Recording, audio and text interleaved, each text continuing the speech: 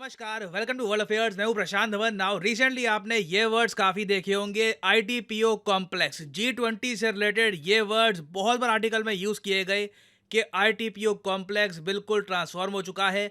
जिस जगह India G20 summit host करने वाला है, जहां पर वर्ल्ड लीडर्स आएंगे, एक नए इंडिया को देखेंगे ना, वहां पर एक बहुत ही ज़्यादा सुंदर कॉम्प्लेक्स बन चुका है बिल्डिंग्स का। ना मैं चाहता हूं ये वीडियो आप देखिए।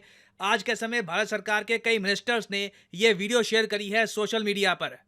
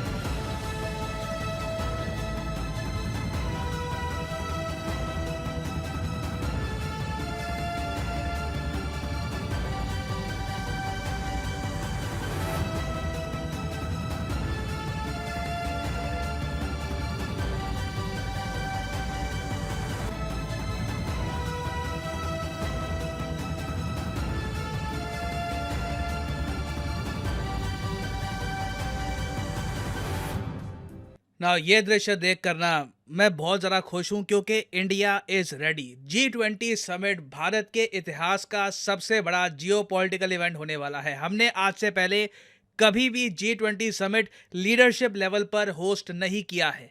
तो भारत में जब ये समिट होगा, इतना सारा इंटरनेशनल मीडिया आएगा। आप इमेजिन करके देखिए, एक ही देश में व्लादिमीर पुतिन, जो बाइडन, शी जिनपिंग, दुनिया भर के और लीडर्स। इंटरनेशनल मीडिया की बहुत कवरेज होगी इस बात को लेकर कि इंडिया का इंफ्रास्ट्रक्चर कैसा है, ये वर्ल्ड लीडर्स कहाँ पे रुके हैं, क्या इन वर्ल्ड लीडर्स की जो सिक्योरिटी है, इनका ध्यान रखा गया है या नहीं रखा गया, क्या इनके साथ जो बाकी ऑफिशियल्स आए हैं उनके कंफर्ट का ख्याल रखा गया है या नहीं।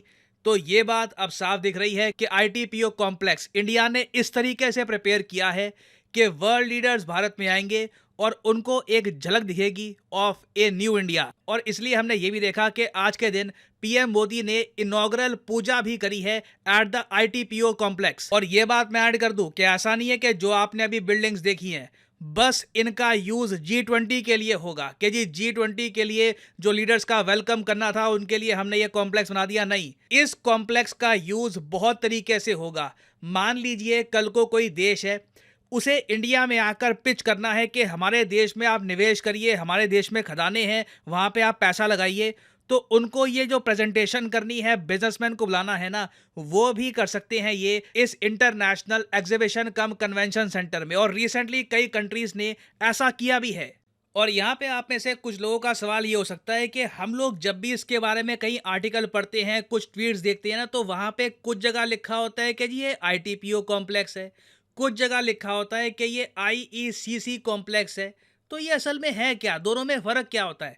बहुत ही सरल भाषा में आपको समझाता हूँ। आईटीपीओ की फुल फॉर्म है इंडिया ट्रेड प्रमोशन संगठन, India trade promotion organisation. Now ये भारत सरकार की एक बहुत ही इंपॉर्टेंट एजेंसी है जो मिनिस्ट्री ऑफ कॉमर्स के अंडर आती है। आईटीपीओ कॉम्प्लेक्स इसलिए कहा जाता है क्योंकि ये पूरा कॉम्प्लेक्स जो डेवलप करना है ना, इसका काम दिया था आईटीपीओ को। तो आईटीपीओ के अंडर ही सारी डेवलपमेंट्स हुई है, सब नई बिल्डिंग्स यहाँ पर बनाई गई है। और जो ये बिल्डिंग्स बना दी गई है ना, उनको कहा जा रहा है आईईसीसी, मतलब कि एग्जीबिशन कम कन्वेंशन सेंटर। तो आईटीपीओ ज़रा बड़ा है, आपके लीजिए आईटीपीओ एजेंसी है और उसने बनाया है ये सब। बट जो सेंटर अब बन के तैयार हो चुका है, जो अभी आपको मैप पे मैं दिखाऊंगा, उसको कहा जा रहा है एग्जीबिशन कम कन्वेंशन सेंटर। अब यहाँ पे आप देख पाओगे ये है हमारा प्यारा भारत। और अब मैं जूम इन करूँगा भारत की राजधानी नई दिल्ली की तरफ, और यहाँ पे आप देख पाओगे प्रगति मैदान बहुत ही जल्द आपकी स्क्रीन पर। ये आपके सामने है प्रगति मैदान। ना बहुत ही फेमस एरिया है दिल्ली का। दिल्ली में कोई बड़ा ट्रेड फेयर होता है, कोई बड़ा कन्वेंशन होता है, सब प्रगति मैदान में ही आपको मिलेगा।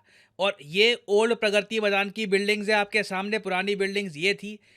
ऐसे इंफ्रास्ट्रक्चर में आप जी20 का समिट होस्ट नहीं कर सकते थे, हमें नई बिल्डिंग्स चाहिए थी। हमें मॉडर्न इंफ्रास्ट्रक्चर चाहिए था, इसलिए 2700 करोड़ रुपए खर्चे गए और ये नया जो कन्वेंशन सेंटर है ये अब बन के तैयार हो चुका है। जी हाँ, 2700 करोड़ रुपए यहाँ पर लगे हैं। इसकी कंस्ट्रक्शन में भी काफी साल लग गए, 2017 से इसकी कंस्ट्रक्शन चल रही है और मुझे याद है इनिशियली मुझे लग रहा था कि ये भी गुजरात में ही बनेगा, बट थैंकफुली ये दिल्ली में बनाया गया है। और अगर आप सोच रहे हैं कि इतना बड़ा कॉम्प्लेक्स सेंटर G20 समिट के लिए क्या इंपॉर्टेंट है, देखो जो भी एशियन कंट्री, मैं यूरोपियन कंट्रीज की बात नहीं कर रहा, जिस भी बड़े एशियन कंट्री में G20 समिट हुआ है ना, वहां पे हमने एक बात नोट करी है कि उस कंट्री ने स्पेशली एक एग्जीबिशन सेंटर बनाया है। चाइना का केस आप अगर देखो तो 2016 में चाइना ने G20 समिट होस्ट किया था हंगझाऊ शहर में। जी हाँ, G20 समिट जरूरी नहीं है कि कैपिटल में ही होगा, किसी भी शहर में ये हो सकता है।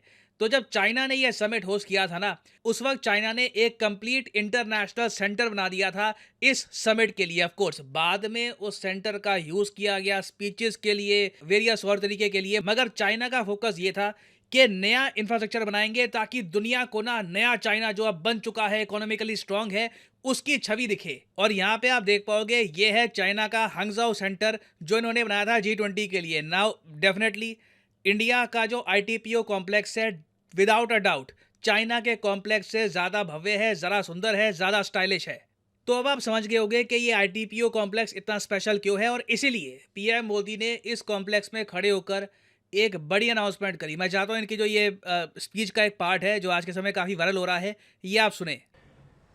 कि हमारे पहले टर्म की शुरुआत में भारत वर्ल्ड इकोनॉमी में 10वें नंबर पे था।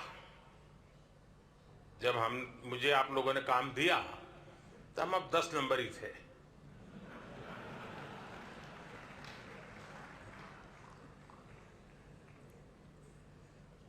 दूसरे टर्म में आज भारत दुनिया की 5वीं सबसे बड़ी इकोनॉमी है।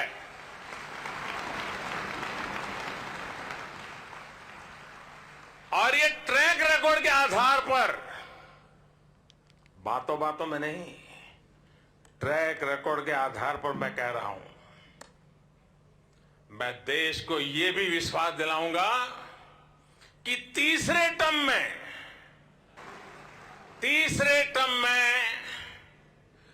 दुनिया की पहली 3 इकोनॉमीज में एक नाम भारत का होगा।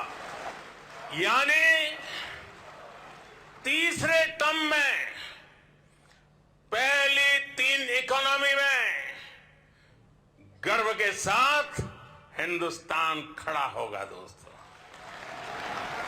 तो अब आप यहाँ पर समझ गए होंगे कि ITPO कॉम्प्लेक्स इतना ज़रा स्पेशल क्यों है, क्योंकि देखिए जहाँ पर मोदी जी स्पीच दे रहे थे ना, यहाँ पर आप देखोगे सितंबर 9 से लेकर सितंबर 10 में यहाँ पे बहुत सारे वर्ल्ड लीडर स्पीच देंगे, वर्ल्ड मीडिया आएगा, it will be the centre point of world attention. तो इसलिए आज के समय ITPO कॉम्प्लेक्स इतना ज़्यादा न्यूज़ में है। नाउ फाइनली यहाँ पे मैं आपसे एक क्वेश्चन पूछूंगा G20 से रिलेटेड ही, इसका आंसर आप सब लोग करोगे कमेंट सेक्शन में, मैं इसका आंसर आपको नहीं दूंगा, मगर जो लोग सही आंसर करेंगे वैसे उनकी कमेंट को मैं हार्ट दे दूंगा। क्वेश्चन यहाँ पर यह है कि इनमें से किस कंट्री को इंडिया ने इनवाइट नहीं किया है as a special guest G20 summit में। जो G20 के मेंबर है ऑफ कोर्स वो लोग समिट में आएंगे ही, बट इंडिया ने कुछ कंट्रीज को as a special guest invite किया है। तो उनमें से वो कौन सा देश यहाँ पर नहीं है? ये यहाँ पे आपकी ऑप्शंस, नाइजीरिया, इजिप्ट, ओमान या फिर मालदीव्स। कमेंट सेक्शन में करिए उत्तर, जो लोग सही आंसर करेंगे उनकी कमेंट को मैं हार्ट दे दूंगा ताकि बाकी लोग समझ पाएं कि सही आंसर क्या है।